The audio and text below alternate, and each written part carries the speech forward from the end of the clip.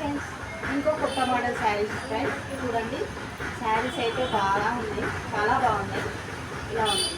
ఇది ఒక కలర్, ఈ కలర్ చూపిస్తున్నాను శారీస్లో. వైట్ కలర్కి పింక్ కలర్ బార్డర్ చాలా బాగుంది. ఇది ఒక కలర్ చూడండి ఫ్రెండ్స్.